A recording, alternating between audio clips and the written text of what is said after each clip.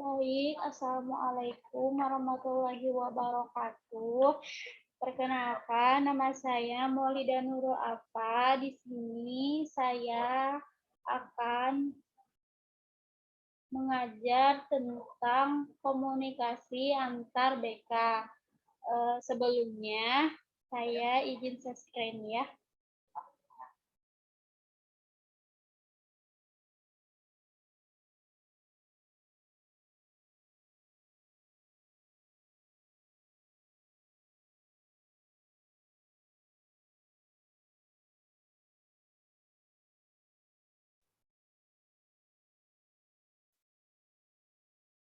Nah, ini PowerPoint-nya, yaitu budaya dan komunikasi antar BK.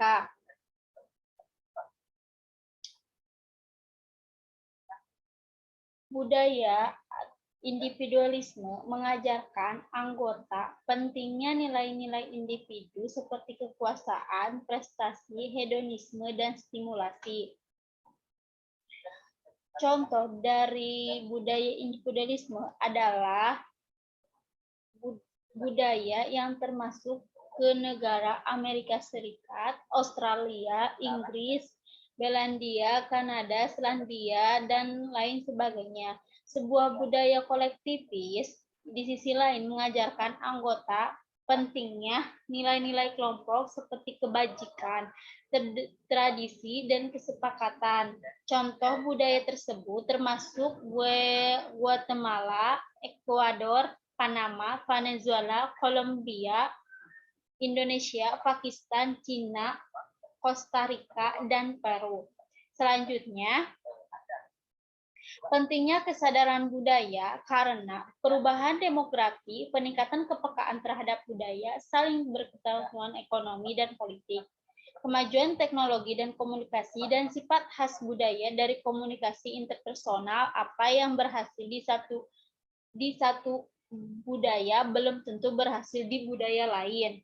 Selanjutnya, perbedaan budaya. Ada beberapa perbedaan budaya, yaitu pertama, orientasi individualis atau kolektivis. Kedua, penekanan pada konteks baik tinggi atau rendah. Struktur kekuasaan, maskulinitas, feminitas, toleransi terhadap ambiguitas. Yaitu orientasi jangka panjang, pendek, dan pemanjangan dan pengendalian diri.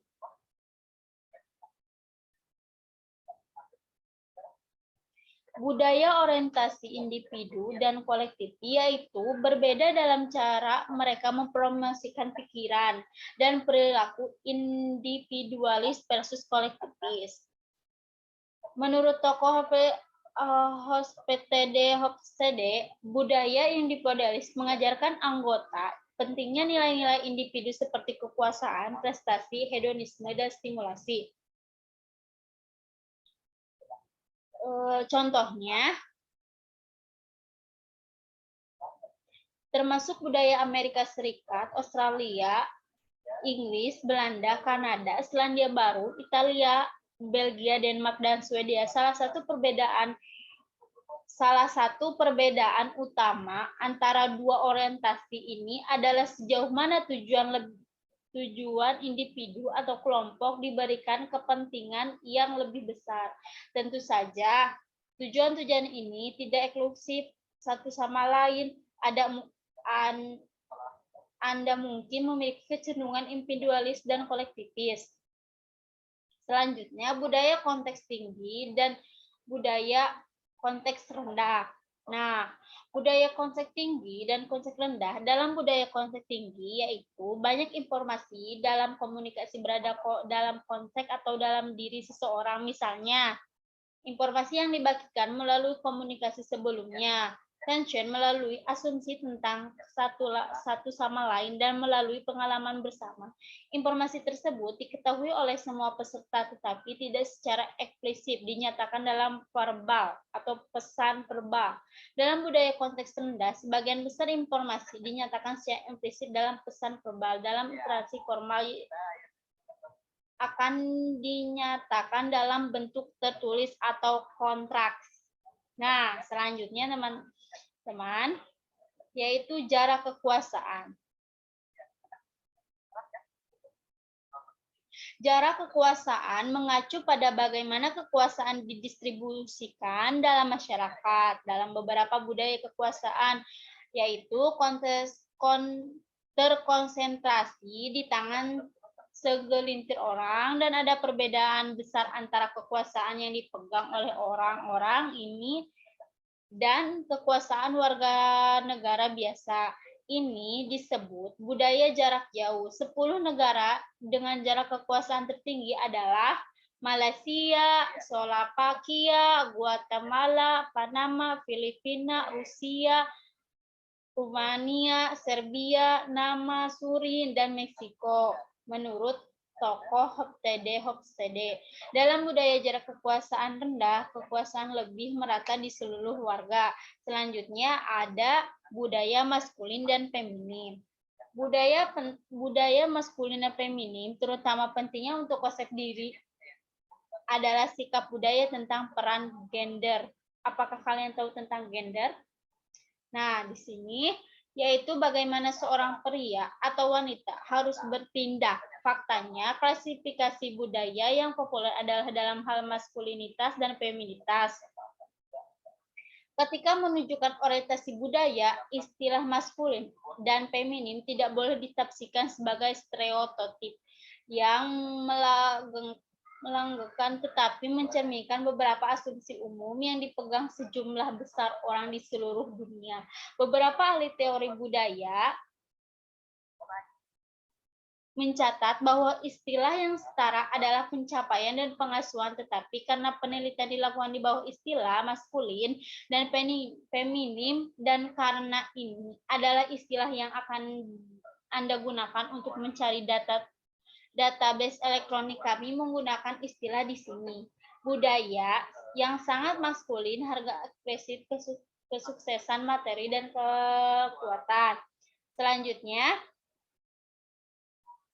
toleransi ambigus dan ambigus rendah budaya, terutama pentingnya untuk konsep diri, adalah sikap budaya tentang peran gender, yaitu tentang bagaimana seorang pria atau wanita harus bertindak.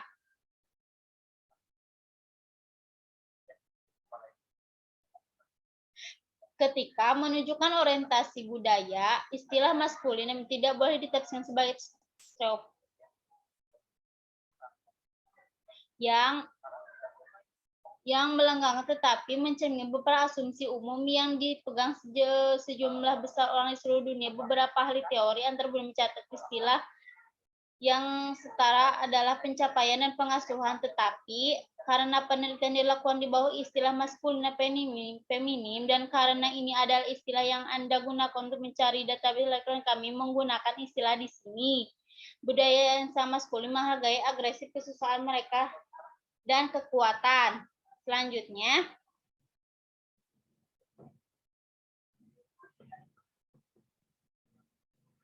orientasi jangka panjang pendek.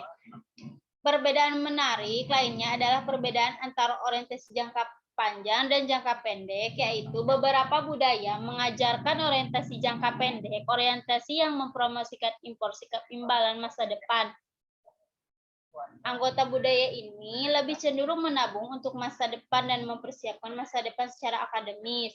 Nah, negara yang paling berorientasi jangka panjang adalah Korea Selatan, Taiwan, Jepang, Cina, Ukraina, Jerman, Estonia, Belgia, Lithuania, dan Rusia. Amerika Serikat menempati peringkat ke-69 dari 93 negara, membuatnya kurang jangka panjang dari kebanyakan negara.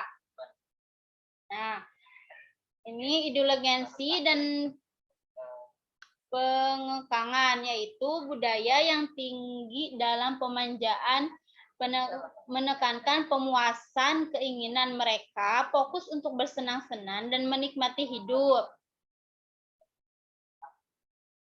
Venezuela, Meksiko, Puerto Rico, El Salvador, Nigeria, Kolombia, Trinidad, Swedia, Selandia Baru dan Ghana adalah 10 besar dari inteligensi Amerika Serikat menempati urutan ke-15 dari 93 negara, membuatnya jatuh lebih memanjakan daripada kebanyakan negara.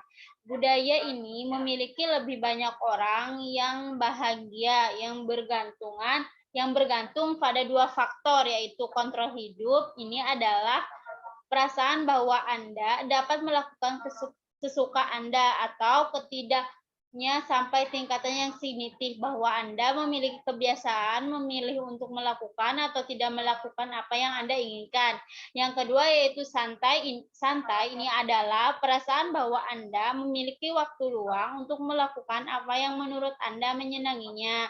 Selain itu, anggota budaya memanjakan memiliki sikap yang lebih positif, optimis, yang lebih besar, dan lebih mungkin mengingatkan emosi positif. Selanjutnya ada prinsip komunikasi.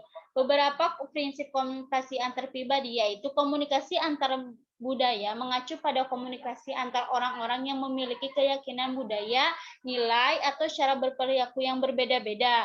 Nah, jadi seseorang itu memiliki budaya dan keyakinan yang berbeda-beda. Lingkaran mewakili budaya komunikator individu. Lingkaran adalah mengidentifikasi komunikator atau sumber dan penerimaan. Dalam model ini, setiap komunikator adalah anggota dari budaya yang berbeda.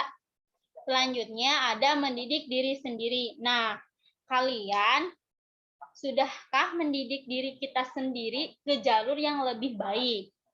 Apa itu arti mendidik diri sendiri? Yaitu tidak ada persiapan yang lebih baik untuk komunikasi antar budaya selain belajar tentang budaya lain. Untungnya ada banyak sumber untuk menarik. Kenali perbedaan. Perbedaan antar budaya yaitu perbedaan dalam kelompok budaya yang